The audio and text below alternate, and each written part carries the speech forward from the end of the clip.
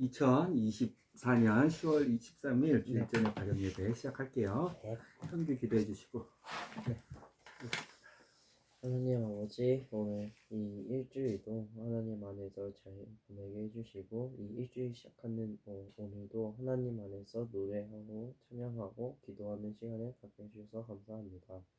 지금 이 시간이 그냥 한 말로 듣고 그냥 흘려보내는 시간이 아니라 그 말씀을 듣고 우리의 인생에 가장 좋은 말씀을 찾고 그 말씀을 양식으로 삼는 시간이 되게 해주세요. 예수님의 이름으로 기도드립니다. 네, 오늘 소년부하고 청소년부 네. 가까이 본 말씀 어디였을까요? 고린도전서 12장 20절부터 27절 했습니다.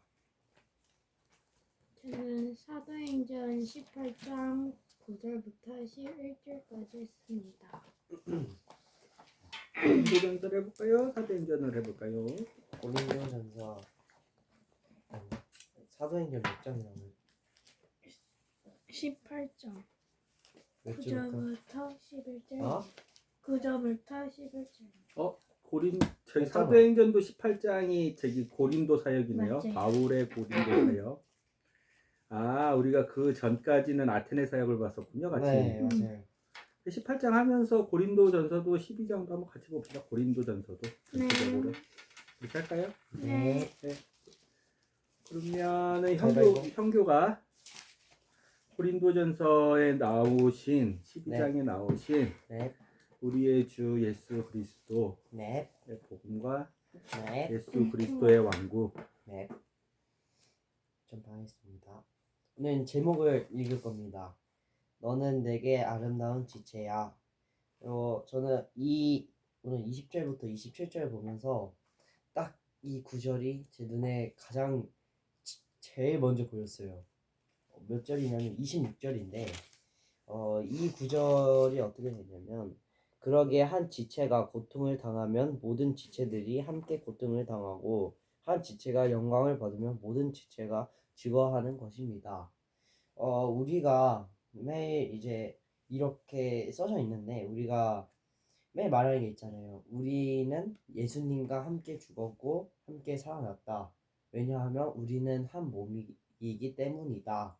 라는 거를 이제 우린 이 가정 예배 시간에 말을 많이 해서 이 구절이 가장 눈에 많이 들어왔고 우리가 한 몸이라는 증거가 몇 절에 있을까 싶었는데 이제 로마서를 보시면 써져 있거든요. 로마서 12장 이제 4, 5절에 써있는 제가 읽어보겠습니다. 우리 몸에 많은 지체가 있듯이 그리스도 몸에도 많은 지체가 있습니다. 우리가 바로 그리스도의 지체들입니다. 그리스도의 몸은 우리 모두가 한데 모일 때 하나의 완전한 몸을 이룹니다. 우리 각 사람이 서로 다른 지체의 기능을 담당하고 있기 때문입니다. 그러므로 우리는 서로가 서로에게 속해 있으며 각 사람은 다른 모든 사람을 필요로 하고 있을 것입니다. 에베소서 4장도 한번 참고해 보세요. 네. 그래서 저는 이 말씀을 들으면서 우리 예수님을 봤고요. 왜냐하면 예수님이 십자가에 못 박혀 돌아가셨을 때 우리도 함께 죽었고 4일 뒤에 우리도 예수님과 함께 살아났었던 걸 저는 아니까 그거가 이제 여기서는 예수님이 보였고 하나님의 통치 방식은 여기 20절부터 27절은 그 지체는 쓸모없는 존재가 아니라는 거를 나타내고 있거든요. 그래서 하나님께서는 모든 지체들이 사소한 일일이도 필요가 있다는 거를 저는 그렇게 느꼈습니다. 네. 규리요. 저는 사도행전 8절, 18절, 그 다음에 9절부터 11절까지 했습니다. 바울은 이제 선교 여행을 쭉 하고 있었잖아요. 그 전부터. 그 후 이제 바울은 이제 고린도로 갔습니다. 고린도는 악명 높은 지역으로 유명을 했는데 여기에서 이제 바울이 전파를 하는 거잖아요. 하나님의 말씀을. 그래서 우리가 알아야 할 것은 바울이 예수님의 복음을 알고 그거를 전파하더라도 바울도 그 두려움이 있거든요.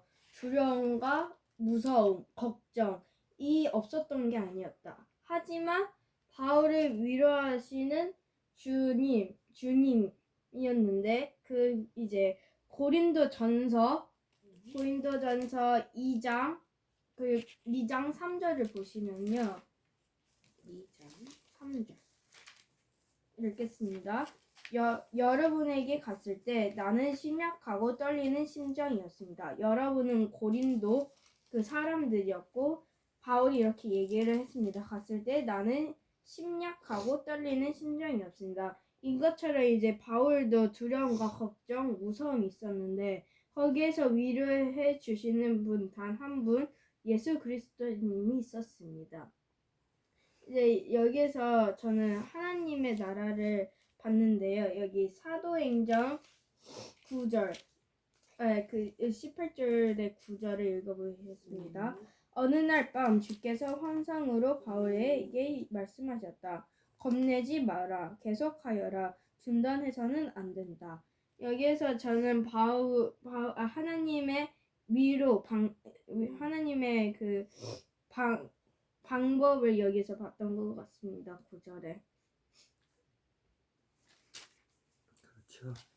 고린도전서 18장 6절에 보면 그들이 스스로 반대하고 신성 모독함으로 그가 옷을 털며 바울이 옷을 털었죠. 네. 고린도에서 지금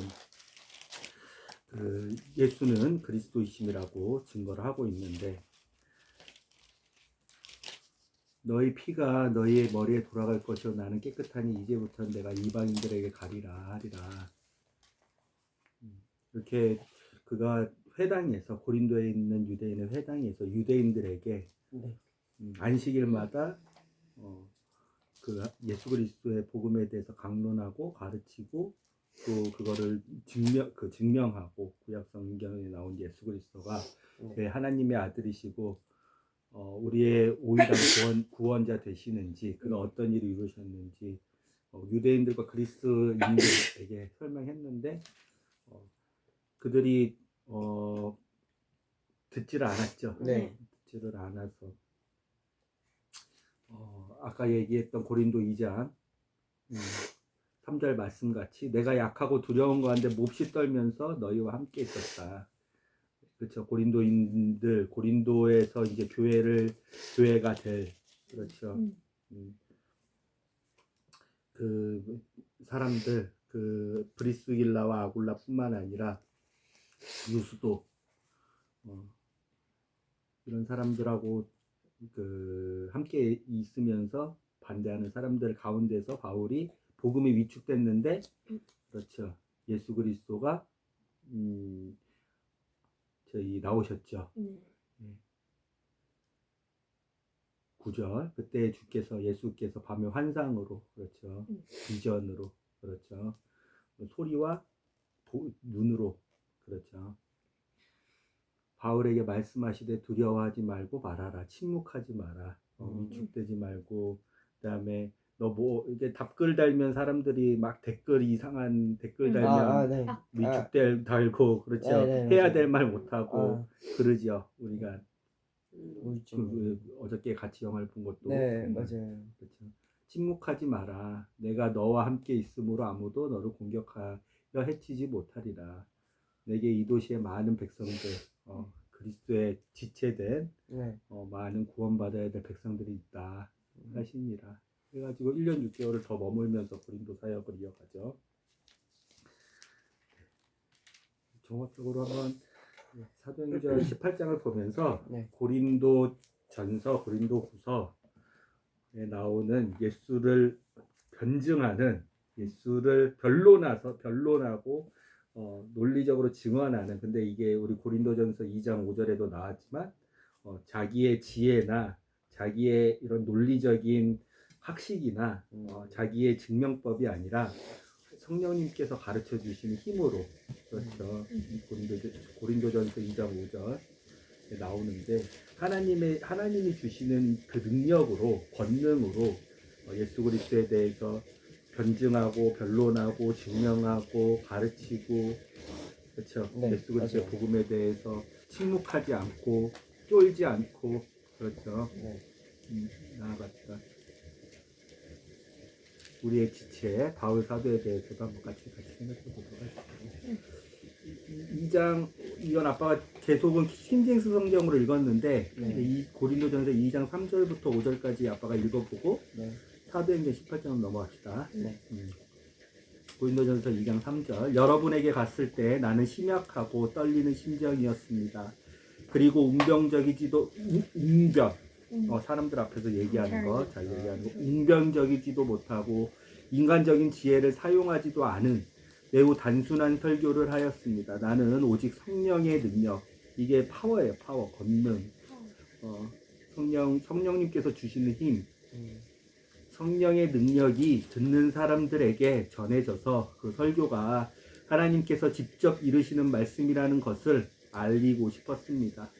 나는 여러분의 믿음이 인간의 지혜가 아니라 바울의 지식, 바울이 하나님에 대해서 많이 구약으로 공부하고 그쵸 바리새인으로서 또 가말리엘이라는 훌륭한 랍비 선생님 밑에서 배운 학자로서 이런 지혜로 하는 것이 아니라 지식으로 하는 것이 아니라 하나님의 힘 아까 얘기했던 하나님의 힘에 하나님께서 공급하시는 힘이에요. 두고 경고히 서기 바랬던 것입니다. 이렇게 이제 바울의 이 고린도 우리가 잘 아는 스파르타 스파르타가 거기 지금 고린도고 예전 이제 그리스 그 밑으로 네. 그래서 그 스파르타에 처음 들어간 바울이 얼마나 떨리고 두렵고 그다음에 얼마나 반대가 심하고 말하지 말라고 협박도 당하고 했음에도 불구하고 거기 고린도에는 하나님이 구원하실 성도들이 많다. 예수께서 힘을 주시고 알려주시니까 끝까지 자기의 사명을 다하는 바울의 모습을 보면서 우리는 어떤 교훈을 얻고 우리의 인생의 반영은 어떤 반영으로 적용할지 하나님이 우리에게 오늘 저녁에 주시는 그 하나님의 힘과 성령의 능력은 무엇인지 그 힘과 성령의 능력으로 예수 그리스도를 알고 그다음에 예수 그리스도를 깨닫고 예수님의 십자가의 사랑을 더욱더 가까이 놀랍도록 알고 그 다음에 그것을 우리만 아는 것이 아니라 바울처럼 전하는 삶으로 전하는 그런 우리가 될 수 있어요. 18장을 한번 같이 봅시다. 7절씩. 네. 그 후 바울은 아덴을 떠나 고린도로 갔다. 거기서 본도 출신의 아굴라라는 유대 사람을 알게 되었다. 그는 글라우디오 황제가 로마에 있는 모든 유대인들에게 추방령을 내렸기 때문에 아내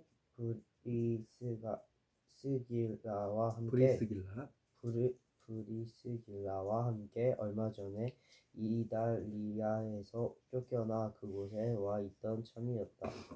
아굴라도 바울처럼 천막 만드는 일을 하고 있었으므로 바울은 그의 집에 묵으면서 같이 일을 하였다. 바울은 안식일마다 회당에 가서 유대인뿐만 아니라 이방인들을 설득시키려고 애썼다. 실라와 디모데가 마게도니아에서 온 후 바울은 유대인들에게 설교하는 일에만 모든 시간을 바치며 예수께서 메시아이심을 증거하였다. 그러나 유대인들은 그러한 바울에게 대들고 욕을 퍼부었고 예수를 모독하기까지 하였다. 바울은 도저히 참을 수가 없게 되자 옷을 먼지를 떨어버리고 말하였다. 당신들이 잘못한 책임은 당신들이 지시오. 이제부터 나는 이방인들에게 전도하겠소. 그 일이 있은 후 바울은 디도 유스도라는 사람의 집에 가서 지냈다. 유스도는 이방인이면서도 하나님을 공경하는 사람이었다. 그의 집은 바로 회당 옆에 있었다. 회당 책임자 그리스도가 그의 온 식구들과 함께 주님을 믿고 세례를 받았다. 많은 고린도 사람들도 예수를 믿고 세례를 받았다. 어느 날 밤 주께서 환상으로 바울에게 말씀하셨다. 겁내지 말라, 계속하여라, 중단해서는 안 된다. 내가 너와 함께 있으니 아무도 너를 해치지 못할 것이다. 이 도시에는 내 백성 될 사람이 많이 있다. 그래서 바울은 1년 6개월 동안 거기 머물면서 하나님의 말씀을 가르쳤다. 갈리오가 아가야 지방 총독이 되자 유대인들은 작당을 하여 바울을 붙잡아 총독에게 끌고 가서 이 사람은 로마법을 위반해 가면서 하나님을 예배하라고 충동질하고 있습니다. 하고 고소하였다. 바울이 해명하려고 하는데 갈리오가 고소한 사람들을 향해 말하였다. 보시오, 당신네 유대인들, 만일 이것이 범죄 사건이라면 내가 당신네들의 고소를 들어줄 의무가 있소.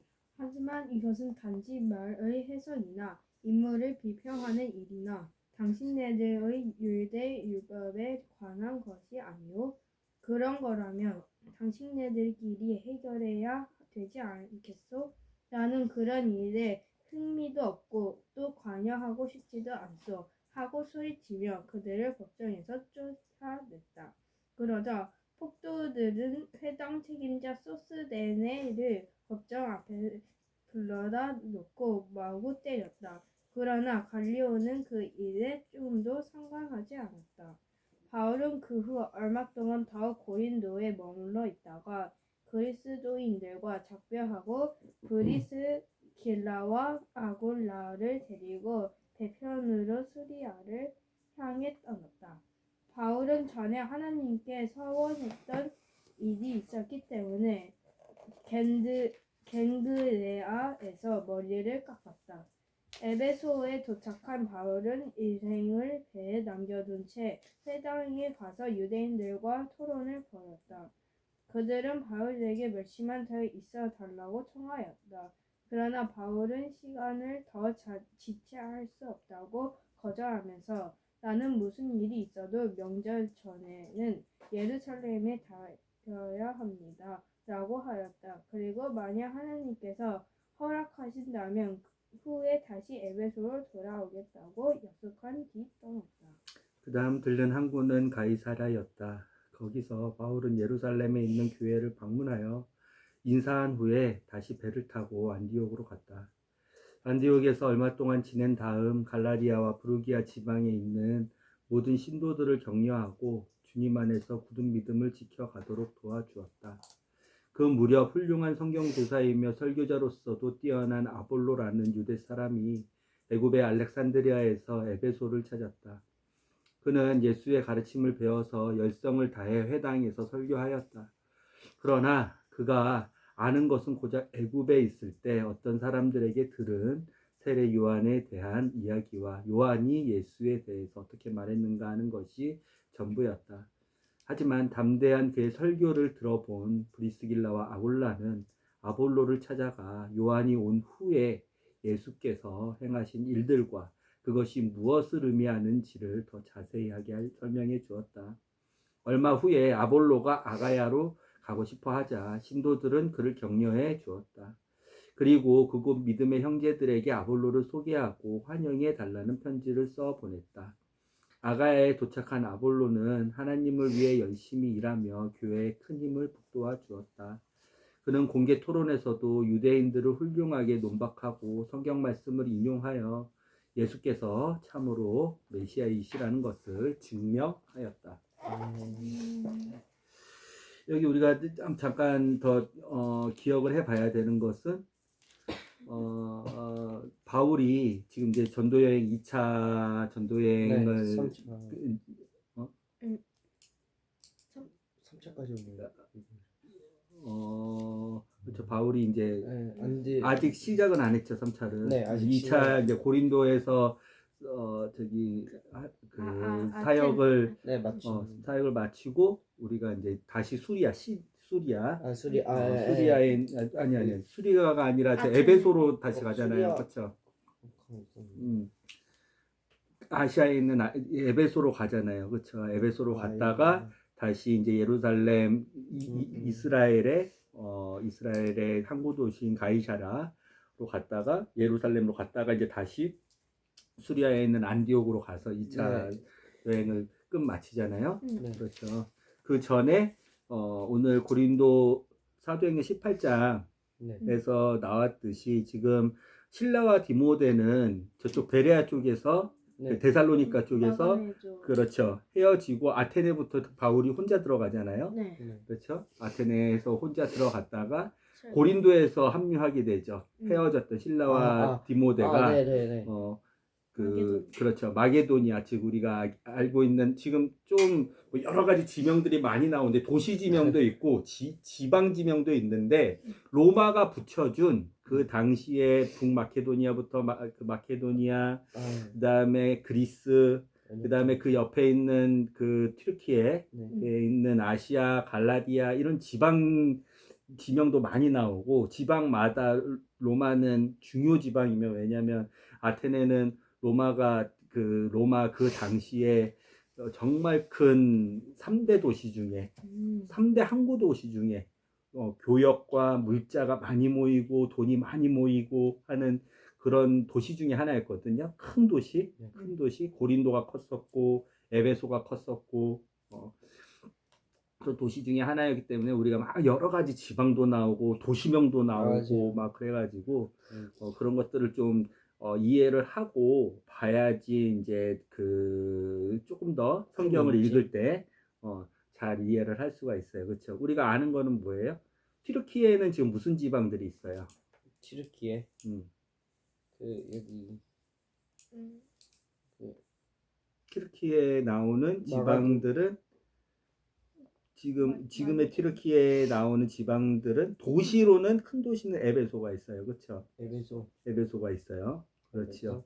그리고 지방 이름으로는 갈라디아 지방이 있어요. 갈라디아 지방은 좀 더 도시보다는 큰 지방이에요. 그다음에 본도 지방이라는 것도 있어요. 예, 튀르키예 북부에 본도 지방도 있고 비두니아라는 지방도 있어요. 비두니아. 이 모든 지방을 다 로마가 총독을 파견해서 다스리지는 않았지만 주요 도시들 그리고 분쟁이 많은 도시들은 로마가 총독을 파견을 하죠. 그 다음에 튀르키예 수리아라는 지금의 시리아라는 예전에 아람의 다마스커스 그리고 아시리아한테 망해가지고 다마스커스가 원래는 아람의 수도였는데 또 이제 아시리아가 수도로 삼았던 그 수리아라는 지방 이름이 있어요. 여기가 튀르키예의 구체적인 지방 이름이에요. 그래서 갈라디아라는 지방이 있어요. 도시가 아니에요. 지방이 도시들을 묶은 큰 지방들. 예를 들어 뭐 경기도에 뭐 여러 가지 안성시도 있고 성남시도 있고 여러 가지 시가 있듯이 큰 프라빈스 알겠죠? 이런 건 지방이에요. 알았죠? 근데 도시들이 안디옥이라는 도시도 있고 에베소라는 도시도 있고 우리가 잘 아는 누스드라 이고니온이라는 도시도 더베 그렇죠. 더베라는 도시도 있고 버가라는 도시도 있고 비시디아 안디옥이라는 도시도 있고 드로아라는 도시도 있고 알겠죠? 그 다음에 트루키에는 아시아라는 지방도 있는 거예요. 아시아. 지방하고 도시를 헷갈리면 안 되겠죠. 그래서 우리가 성경을 조금 더 구체적으로 이 바울의 행적들을 보려면 그렇죠. 그래서 오늘 나왔던 것 중에 우리가 좀 알아봐야 되는 건 에베소라는 도시 안에 그렇죠. 뭐 에베소는 도시 안에 아시아라는 지방이 있고 그렇죠. 갈라디아라는 지방 안에 우리가 예전에 봤었던 더베도 있고 누스드라도 있고 그런 도시들이 있었다. 이고니온도 있고 밤빌리아도 있고 비시디아 안디옥도 있고 항구에 버가라는 도시도 있고 그런 도시들이 있었다. 그 다음에 저 위쪽에는 본도라는 지방도 있고 비두니아라는 지방도 있고 그렇죠. 무시아라는 지방도 있고 알겠죠? 무시아는 큰 지방은 아니었지만 그 본도 안에 있는 그런 지방들하고 알아야 돼요. 이쪽은 로마가 지정해둔 아시아 쪽이었어요. 아시아 쪽, 이 동쪽. 그 옆에 이제 로마는 이탈리아라고 하는데 오늘 이탈리아죠. 아데나 아테네죠. 이런 거를 보면 이제 실제적인 이 말씀과 지역이 어디로 되는지 이해가 되죠? 네. 이 유럽 쪽은 어떤 지방과 어떤 도시가 있냐면 가장 큰 게 마게도니아 지방이 있는 거예요. 마게도니아 지방이 있고 또 어떤 게 있냐면 아가야 지방이 있는 거예요. 마게도니아 지방 안에는 어떤 게 있냐면 우리가 잘 아는 베레아도 있고 베레아라는 도시도 있고 그다음에 데살로니카라는 도시도 있고 알겠죠? 그다음에 아테네라는 도시도 있는 거예요. 그런데 아가야라는 지방 안에는 미안해요. 아가야라는 지방 아래는 아테네가 있고 고린도가 있는 거예요. 조금 더 그리스 북부 쪽으로, 그리스 더 밑쪽으로, 남쪽으로. 아테네. 알겠죠? 그러면 오늘 우리가 읽었던 여러 가지 아덴을 떠나서 고린도로 갔다. 도시에서 도시로 갔구나. 그렇죠. 거기에 아가야라는 지방 안에 좀 더 큰 지방이네. 아가야는. 아테네도 포함이 돼 있고 그다음에 그 당시에 고린도도 포함이 돼 있는 그 지방 안에 총독을 마치 수리아의 총독을 파견한 것처럼 우리가 마태복음 보면 누가복음 보면 총독을 파견하잖아요. 그렇죠? 네. 그다음에 그 누가복음 보면 총독을 파견하고 이스라엘은 분쟁 지역이기 때문에 또 총독을 파견하잖아요. 시리아의 총독이 있음에도 불구하고 그런 본디오라든지 그쵸? 누가복음 몇 장이 있죠? 그 2장에 있죠. 누가복음 2장에 시리아의 총독도 로마가 파견한단 말이에요. 이런 방식으로 아가야의 총독을 또 파견했단 말이에요. 아가야의 총독을 파견한 거예요. 도시들을 다스리는. 누가복음 2장 2절에는 이렇게 써 있네요. 1장부터 읽어볼게요. 누가복음 2장 1절. 이 무렵에 로마 황제 가이사라 아구스토는 옥타비아누스죠. 네. 우리가 잘 아는 전국에 호구 조사를 하는 칙령을 내렸다. 이 조사는 구레뇨가 수리아 총독으로 알겠죠? 수리아라는 지방의 총독으로 그렇죠. 큰 도시들을 다스려야 되니까 지방 총독으로 보냈죠. 근데 오늘은 여기에 아가야에 새로운 총독이 왔으니까 바울에게 막 욕설하고 바울을 욕을 퍼부었고 사도행전 18장 6절처럼 예수를 모욕하기까지 했던 그런 강성한 유대인들이 바울을 처리 못해서 고민하고 있었는데 그 당시 총독이 바뀌니까 그 총독한테 법으로 고발해서 바울을 죽이려고 하죠. 네. 바울을 핍박하죠. 근데 새로 파견된 갈리오라는 아가야 총독이 그거 안 들어주죠. 그렇죠? 네. 안 들어주니까 회당장이 소스데네가 잘못했다 그래가지고 소스데네를 폭행을 하죠. 회당장은 뭐냐면 유대인들은 박해를 받잖아요. 유대교 안에서 박해를 받았잖아요. 우리가 그래서 뿔뿔이 흩어졌잖아요. 바울이 박해를 했었고 그 전에 그렇죠. 그래서 스데반도 죽이고 막 그랬잖아요. 예수님 이후로. 그리고 더 뿔뿔이 흩어졌단 말이에요. 뿔뿔이 뭐 유럽도 가고 저쪽 터키도 가고 막 그랬단 말이에요. 뿔뿔이 흩어졌단 말이에요.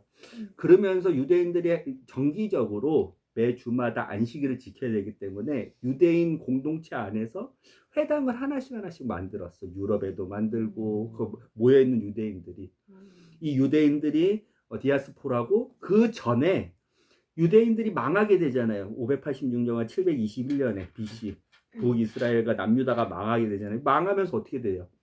거기에는 모든 유대인들을 바벨론하고 아수르에 있는 아시리아가 다 끌고 자기네 땅으로 가고 거기에 있는 이 잡족들을 이스라엘로 막 보냈잖아요. 그 끌려간 유대인들이 있단 말이에요. 그런데 우리가 잘 알지만 그 이스라엘로 복귀하지 않은 유대인들이 많았잖아요.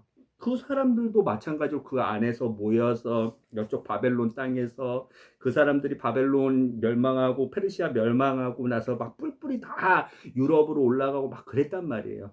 그런 유대인들이 정기적으로 매 주마다 하나님을 기억하며 안식일을 거룩히 지켜야 되니까 교회를 그 성전을 다 만들 수가 없잖아요. 뿔뿔이 흩어진데. 그래서 유대인들의 회당을 각각의 큰 도시마다 만들어서 거기에 유대인들이 모여서 구약을 읽고 하나님의 말씀을 듣고 그랬단 말이에요. 그 회당의 장들이 회당을 관리하고 회당에서 예배 순서를 하면 예배 순서 진행을 사회를 보고 하는 장들이 있었단 말이에요. 소스데네라는 그 유대인 회당장이 고린도에 있는 회당에 있는 곳에 소스데네 그 전에 그리스보였는데 그리스보 소스데네라는 회장장들이 회당을 관리했단 말이에요. 회당을 관리 못하니까 야 너는 바울이라는 이단적인 종교 예수 들어보지도 못한 예수를 전파하는 얘한테 발언권을 줘서 그렇게 예수를 전파하게 하고 이렇게 회당을 잘못 관리하게 할 수 있어? 갈리오 아가야 총독 갈리오한테 막 가가지고 막 고소하고 고발하고 막 그랬는데 전혀 안 통하니까 새로운 총독 그 전에 있는 총독도 안 통했고 안 통하니까 소스데네를 때린단 말이에요. 근데 고린도전서 1장 1절이 어떻게 시작되는지 한번 보세요. 이 소스데네가 어떤 소스데네인지 읽어보세요. 1장 1절. 하나님의 부르심을 받아 예수 그리스도의 사도가 된 바울과 믿음의 형제 소스데네는 이 소스데네가 예수 그리스도의 복음을 받아들이고 믿음으로 받고 세례로 성령 세례로 하나님의 아까 멤버 고린도전서 12장에 됐단 말이에요. 이 회당에서 그 그리스보 여기 18장 8절에 이렇게 써 있죠. 회당 책임자, 회당장 그리스보 소스데네 전의 전임자도 그가 온 식구들과 함께 주님을 믿고 세례를 받았단 말이에요. 그런데 소스데네로 변경됐죠. 왜 변경됐을까요? 그 바울이 안 통하니까 이제 회당장이 형제. 변질됐다. 회당장이 완전히 사이비. 변경을 했다. 믿음을 배신을 했다 하면서 바꾼 소스데네도 고린도 전서는 이제 아테네에서 에베소에서 에베소에서 이제 3차 여행을 시작하면서 안디옥에 있는 수리아 안디옥 교회에 있는 곳에서 시작하면서 이제 우리 3차 여행 잘 알지만 같이 이렇게 이제 그 에베소로 올라가잖아요. 북부 쪽으로 올라가잖아요. 그렇죠? 그러면서 자기가 교회를 세웠던 곳에 믿음을 증거했던 바울이 더베도 들리고 교회를 만들었던 더베도 들리고 이고니온도 들리고 누스드라도 들리고 해가지고 다소도 들리고 해가지고 위쪽으로 에베소로 올라가서 에베소에서 2년 3개월 동안이나 그 에베소에 있는 모든 아시아와 비두니아와 그 갈라디아에 있는 모든 교회들이 하나님의 말씀을 매일같이 들을 수 있도록 거기서 매일 강론했고 그랬거든요. 두란노라는 서원에서 거기에 에베소에 있었을 때 2차 여행 때 저희 같이 교회를 만들었던 그 교회의 구성원들이 디도 유스도부터 시작해서 그리스보도 있을 것이고 그렇죠.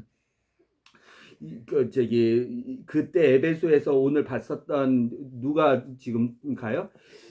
그 알렉산드리아 이집트 알렉산드리아에서 세례 요한의 세례만 아는 성령 세례는 모르고 예수 그리스도가 죽고 다시 부활한 그 세례는 모르고 성령님이 주시는 세례는 모르고 세례 요한의 회개하라 죄의 회개의 세례만 들었던 아볼로가 이집트 알렉산드리아에서 에베소로 오면서 에베소에서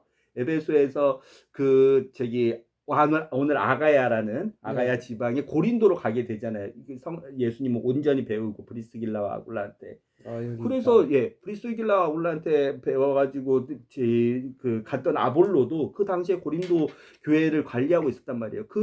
지금 떨어져 있는데 바다를 지중해를 앞두고 바울은 에베소에서 2년 3개월 동안 갈라디아 지방과 아시아 지방과 아까 얘기했던 그 모든 그 위에 있는 비두니아 지방과 본도 지방에 있는 모든 터키의 사람들이 터키에 또 사는 유대인들이 하나님의 복음의 말씀을 또 잘 읽고 듣고 예수 그리스도에 대해서 잘 배우기 위해서 거기서 이제 복음 사역을 꽤 장기간 동안 하고 있는데 고린도 교회가 부패했다고 고린도 교회가 타락했다고 해가지고 계속 편지를 보내는 거예요. 그 편지가 고린도 전서와 고린도 후서예요. 고린도 전서를 보내기 전에 고린도 교회가 이미 병적으로 타락했고 그 안에서 분쟁이 있고 어떤 사람은 바울파, 어떤 사람은 베드로파, 어떤 사람은 아볼로파 이렇게 분쟁이 있고 또 그 안에서 음란한 문제가 있고 그 안에서 형제들을 서로 사랑하지 못해서 분열하고 다투고 팔을 만들고 그 다음에 하나님이 우리가 지난주에 배웠던 성찬식도 개판으로 만들고 그 다음에 그 음란하지 말라고 했는데 자기 아버지의 아내하고 나쁜 짓을 하는 그런 소식들을 이 교회 안에서 계속 교회가 아이고. 예수 그리스도의 복음으로 망가집니다. 다 예수 그리스도와 같이 성화의 아름다운 지체들이 되어가야 되는데 사단이 가만히 두지를 않는단 말이에요. 교회를 박살낸다고 해서 고린도 전전서를 우리에게는 알려지지 않았지만 고린도 전서를 쓰기 전에 고린도 전전서라는 편지를 보냈는데 그 편지가 효력이 없어서 다시 거기에서 지금 고린도에서 온 에베소로 온 고린도 교회의 구성원들이 그 이름이 뭐냐면 고린도전서 글로에 집안 사람들이 고린도 교회 사람들인데 바울을 보러 에베소까지 왔단 말이에요. 그 사람들한테 고린도 전전서를 보냈는데도 불구하고 아무런 효력이 없어. 그러니까 바뀌지가 않아. 그래서 고린도 전서를 써보낸 거야. 에베소에서 있으면서. 야, 내가 곧 찾아갈 거야. 고린도 교회에. 내가 가가지고 실상을 파악할 거야. 실상을 파악할 거야. 실상이 그 누가 이렇게 하고 분열을 하고 당을 짓고 서로 분열하고 그다음에 어떤 죄들이 있고 하는지 파악할 거야. 그래서 내가 언제 갈 거니까 내가 지금 에베소에 있는데 에베소에서 내가 갈 거니까 그 전에 너희가 이 고린도전서를 보고 거기에 우리가 왜 분열하면 안 되는지에 대한 게 아까 얘기했던 우리는 한 몸 지체라라는 얘기인 거예요. 너무 싸우고 한 지체가 조금만 아파 그러면 이해가 되죠. 네, 고린도전서 이해가 그리고 되지. 너네가 각각의 10절에 있죠. 각각의 은사들이 너네 안에서 뭐 방언도 있고 교사도 있고 각각의 뭐 목사도 있고 그다음에 뭐 너네 안에서 뭐 성령을 그 방언을 통역하는 은사도 있는데 그런 맞아요. 은사로 너네가 각각의 자기 잘났다고 하는데 그거보다 가장 큰 하나님이 주시는 선물이 뭔지 자기를 낮추고 자기를 죽기까지 사랑한 그리스도의 사랑이 가장 그 사랑을 본받아서 너네가 서로의 지체들을 사랑하고 섬기고 서로 사랑하는 하나님 예수 그리스도의 마지막 한 가지 명령 그게 더 니네가 가진 은사들보다 니네가 섬기는 봉사보다 훨씬 더 중요한데 뭔지 가르쳐 줄게 하면서 이렇게 막 썼단 말이에요. 그게 고린도 전서예요. 그럼에도 불구하고 그걸 보냈는데 또 싸우네. 안 고쳐져요. 그래서 바울이 고린도 후서에 보면 바울이 직접 가서 엄청 꾸중을 해. 엄청 꾸중을 해. 천냥. 엄청 꾸중을 하고 했는데도 불구하고 다시 돌아갔는데 에베소로 돌아갔는데 바뀌지가 않아. 바뀌지가 않아서 이번에는 디도를 통해서 고린도 후서를 먼저 보내놓고 자기는 에베소에서 이제 우리가 잘 알지만 무시아 쪽으로 가면 드로아가 있잖아요. 그렇죠. 드로아로 해가지고 이렇게 돌아가지고 간단 말이에요. 왜 헌금을 가지고 헌금 모금한 다음에 예루살렘에 지금 큰 기근이 들었기 때문에 모금한 현금을 우리의 본 교회인 예루살렘 교회를 살리기 위해서 각각의 교회마다 들리면서 헌금을 모금해가지고 가기 때문에 돌아갔단 말이에요. 바로 고린도로 가지 않고 그게 바울의 3차 여행지가 되죠. 디도는 먼저 보내놓고 디모데도 먼저 보내놓고 디모데는 고린도전서 2장에 고린도전서 했을 때 디모데를 보내놓고 근데 사람들이 바뀌지가 않으니까 디모데가 와서 다시 오니까 또 간단 말이에요. 그 고린도 후서고 가면서 고린도 후서 전에 또 편지 하나를 더 보내고 간단 말이에요. 그래요. 네 번의 편지를 이렇게 계속 보내니까 고린도 전전서, 고린도 전서. 그런데도 불구하고 그런데 이제 디도가 그 고린도 후서를 먼저 도착했거든요. 디도가. 네. 바울은 아까 얘기했던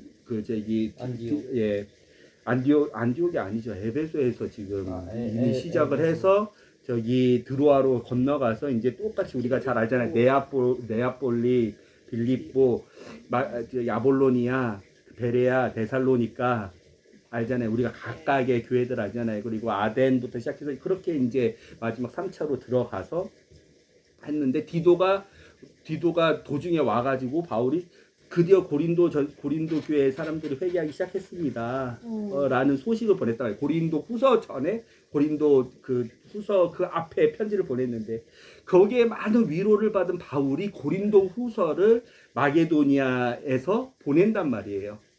보내요. 고린도 후서, 고린도에 사는 교회의 사람들아, 너희가 드디어 예수 그리스도 안에서 회개하고 반성하고 돌이켜서 드디어 우리가 교회를 이루구나. 내가 조금 그 위로가 참 크다. 그래서 고린도 후서는 어마어마한 위로를 많이 받는다. 디도 편에로 다시 그 소식을 듣는 바울이 고린도 후서를 보내는데 마음은 엄청 답답했죠. 고린도 전서 그렇게 사랑으로 그렇게 핍박 받아가면서 1년 6개월 동안이나 오래 머물면서 그렇게 만든 고린도 교회가 그렇게 부패하고 타락했으니 얼마나 마음이 아파요. 근데 디도를 먼저 보내놓고 그 편지를 다시 디도에게 편지를 주고 그 편지를 전하고 디도가 고린도에 그리고 다시 마게도니아 어느 지방에서 디도를 만난단 말이에요.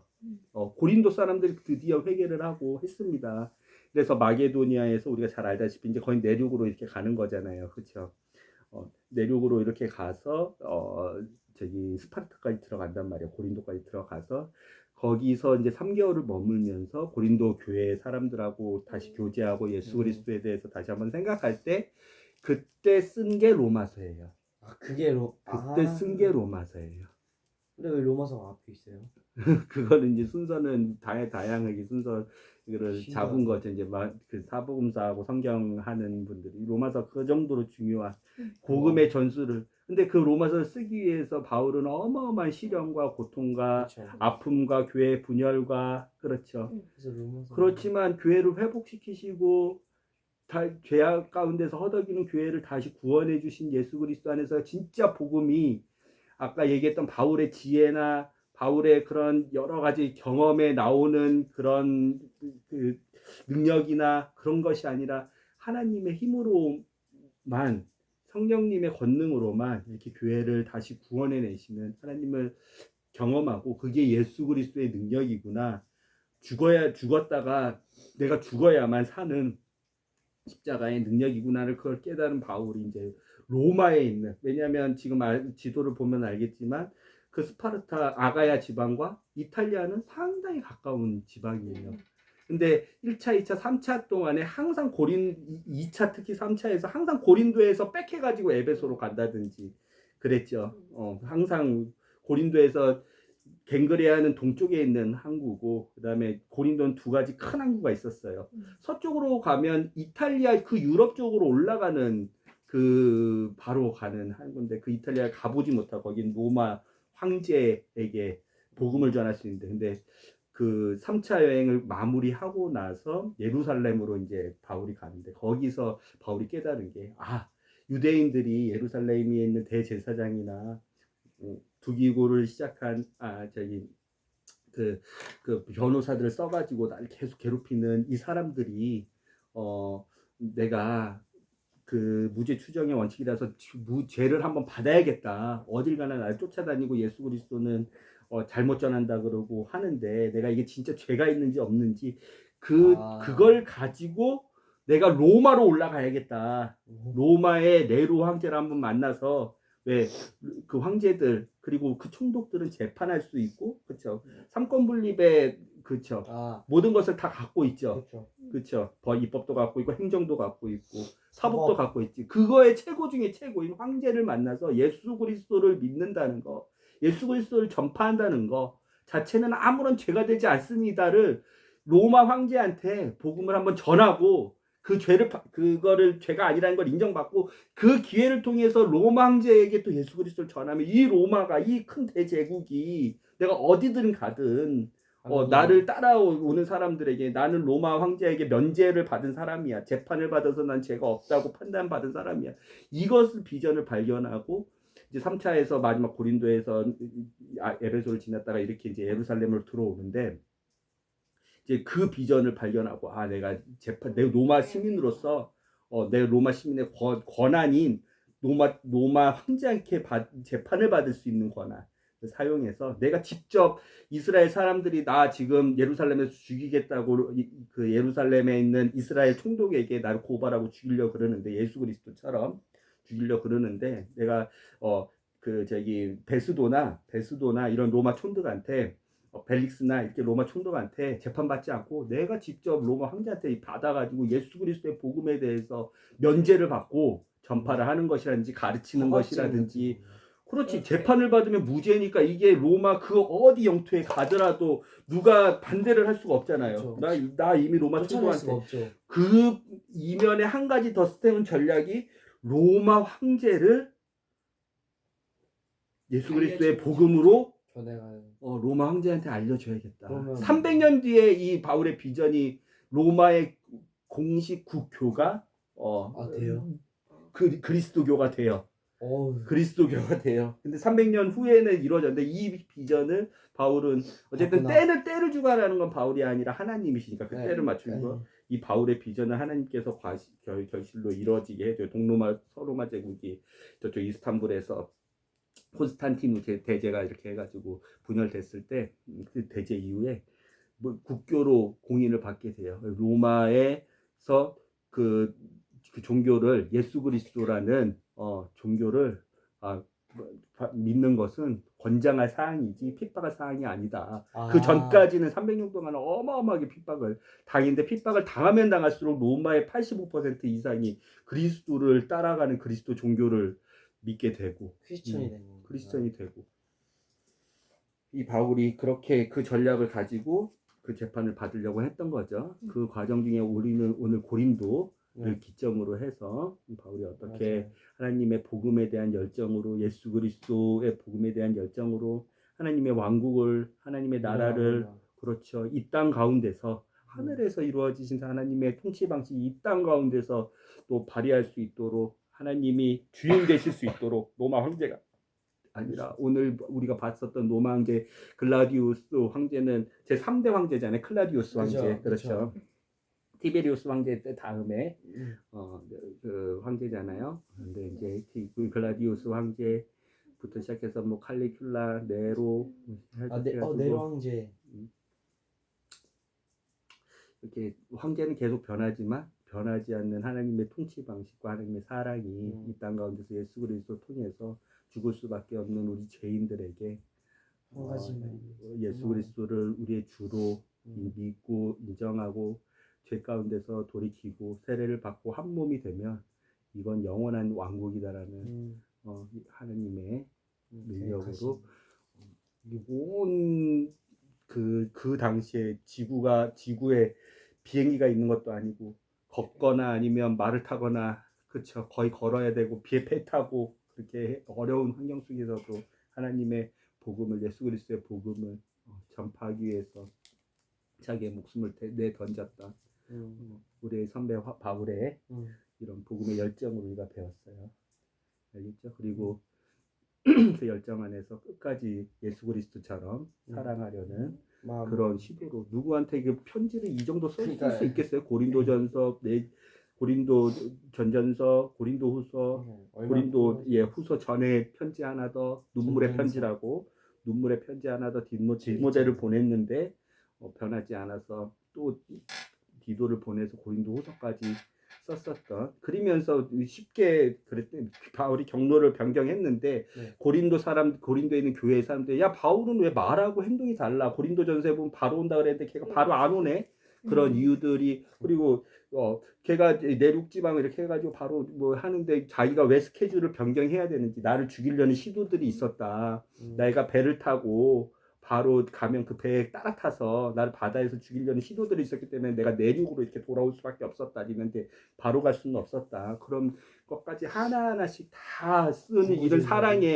사랑의 편지들을 길게 어떤 한 대상을 두고 우리가 쓸 수 있겠어요? 절대 없죠. 고린도도 그렇지만 우리가 잘 아는 데살로니가도 그렇고 그렇죠. 데살로니가의 그 바울이 종말에 대해서 그렇죠. 그다음에 부활과 심판에 대해서 예수 그리스도의 마지막 사도 요한한테 보여줬던 그 환상에 대해서 데살로니가 사람들한테 2차 전도 여행 때 전했는데 그 사람들이 잘못 받아들여가지고 그 실라와 디모데를 통해서 다시 데살로니가 전서도 보내고 그렇죠. 아테네에 있을 때 데살로니가 후서도 계속 보내서 다시 한번 하고 에베소도 마찬가지고 에베소라는 교회를 만들었는데 그렇죠. 바울이 이제 3차 다 끝나고 나서 에베소라는 곳에서 진짜 한 몸이 뭔지, 한 지체 안에 한 몸이 뭔지, 그리스도가 왜 한 사람인지, 우리가 그래서 그 한 사람이 받는 영광과 상과 통치와 유산이 뭔지, 상속 유산이잖아요. 상속이 뭔지에 대해서 에베소 사람들한테 보내고,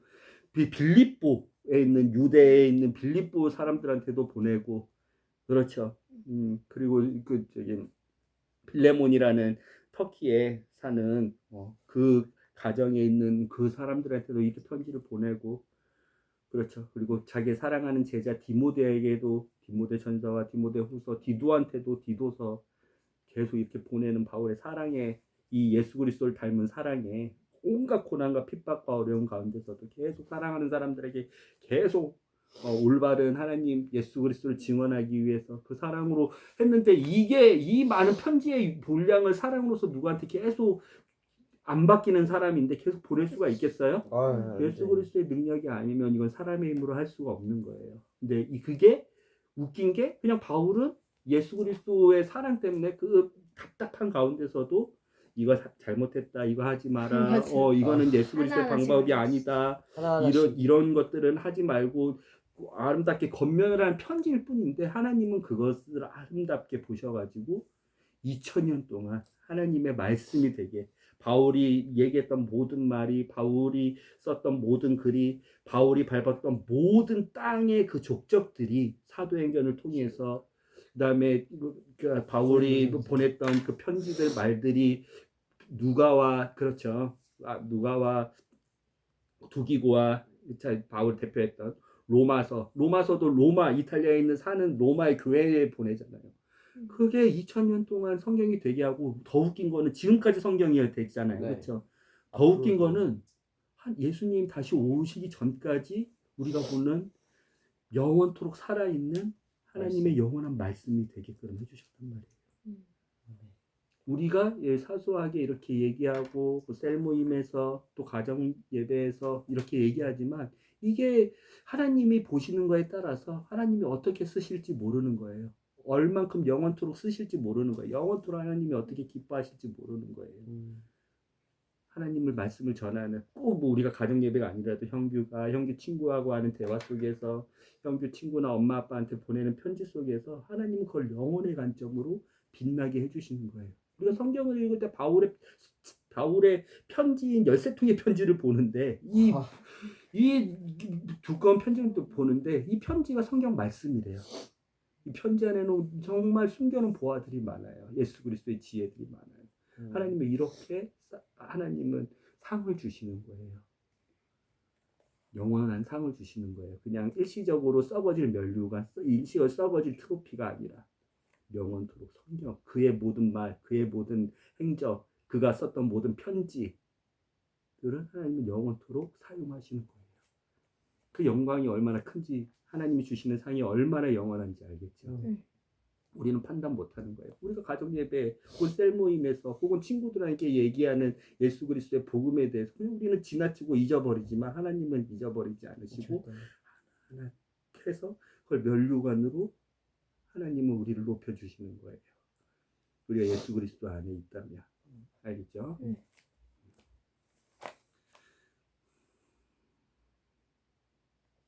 기도할까요? 하나님, 바울을 통해서 로마서, 고린도전서, 고린도후서, 갈라디아서, 에베소서, 빌립보서, 골로새서, 데살로니가전서, 데살로니가후서, 디모데전서, 디모데후서, 디도서,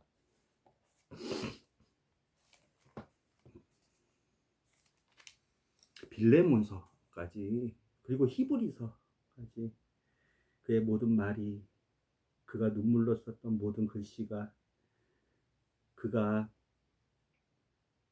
눈이 안 좋아서, 안질이 있어서 대신 쓰게 했던, 그가 목소리로 냈던, 그래서 옆에서 썼던 그 사람들에게 편지를 쓰게 했던 그의 모든 말, 그리고 그가 도둑의 위험, 강도의 위험, 살해의 위험, 물의 위험, 그 다음에 끝까지 집요하게 쫓아다니는, 욕설하고 비난하고 죽이려 달려드는 유대인들의 위험, 그리고 그리스 그 당시 로마, 그 당시 아테네 신전에서, 에베소 신전에서, 헤라클레스 신전에서, 아마데우스 신전에서, 아르테미스 신전에서 그 신상들을 만들면서 제사하고 음란하게 그 제사에 그 음란한 그런 상업 행동을 하는 그 우상 숭배자들에게 협박과 위협과 고소와 고발과 죽인다는 그런 욕설을 들어가면서 예수 그리스도를 전했던 그의 모든 발걸음을 하나님께서는 하나도 놓치지 않으시고 영원토록 만들어 높여 주셨습니다. 바울의 말과 바울의 모든 걸음걸이와 바울의 썼던 글들이 하나님께서는 영원토록 우리의 기준으로 하나님의 심정을 알 수 있는, 하나님의 마음을 알 수 있는 영원한 도구로 높여 주셨습니다.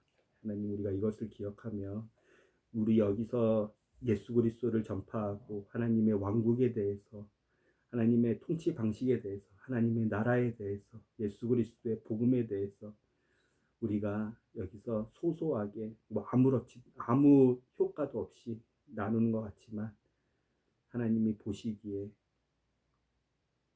하나님이 기뻐하신다면 우리의 이 작은 시간들도 이 그냥 흘러가는 그냥 우리는 잊어버리는 시간들도 하나님께서는 영원토록 상 주시며 기뻐하시며 이 시간들과 말과 예수 그리스도를 배우려는 우리의 마음 자세들을 높여주실 줄로 우리가 믿고 소망합니다. 하나님, 우리 아이들도 하나님이 주시는 가정, 만들어주시는 가정 안에서 예수 그리스도를 높이며 예수 그리스도를 주인으로 삼는 아름다운 가정들을 만들어가며 그 가정 안에서 가장 중요한 것은 예수 그리스도의 복음의 전파요 하나님 나라의 확장이라는 것을 잊지 않고 영원한 것을 추구하는 우리 아이들의 가정이 될 수 있도록 축복해 주세요. 예수님의 이름으로 기도드립니다. 아멘.